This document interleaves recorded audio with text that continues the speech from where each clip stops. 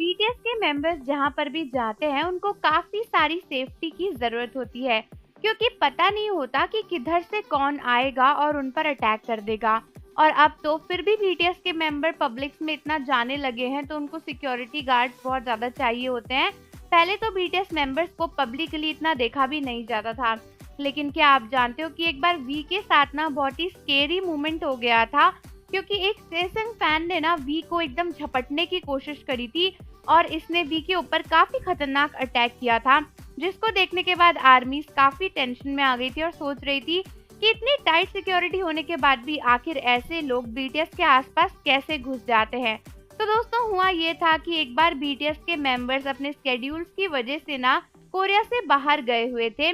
तो उस टाइम पर बीटीएस के सभी मेंबर्स गाड़ी से निकल रहे थे और एक एक करके ना जा रहे थे। तो सभी का अपना अपना काम चल रहा था और रिहर्सल से वापस आ रहे थे बीटीएस के मेंबर्स। तो जब सभी बीटीएस के मेंबर्स गाड़ी से जा रहे थे, उनके आसपास काफी सारे सिक्योरिटी और बॉडीगार्ड्स खड़े ही हुए थे। लेकिन देखा गया कि जैसे ही वी अपनी गाड़ी से उतरकर बिल्डिंग के अंदर जाने लगे, सामने खड़ा हुआ एक रिपोर्टर या फिर एक सेसंग फैन अचानक से भागते हुए वी की तरफ आने लगा और उसके बाद उसे तुरंत ही कई सारे बॉडीगार्ड्स ने पकड़ लिया वी के पास पहुंचने से पहले ही, और वी एकदम अनबॉर्डर्ड होकर ना अंदर चले गए। इसको देखने के बाद कई सारे आर्मीज को लगा कि शायद बीटीएस के मेंबर्स को ऐसे अटैक्स की आदत है, इसीलिए वी एकदम सरप्राइज नहीं हुए, वो डरे भी नहीं। उन्होंने एकदम बिना कुछ सोचे समझे बस चलते बने, कुछ देखा भी नहीं उसकी तरफ। हालांकि कई सारे लोगों का सोचना था कि आखिर ये इंसान वी की तरफ भागते हुए क्या सोच कर आ रहा था। पहले तो कुछ लोगों ने बोला कि शायद ये रिपोर्टर होगा, ये फोटोज क्लिक करना चाहता होगा क्योंकि ये ऑलरेडी सामने खड़ा था।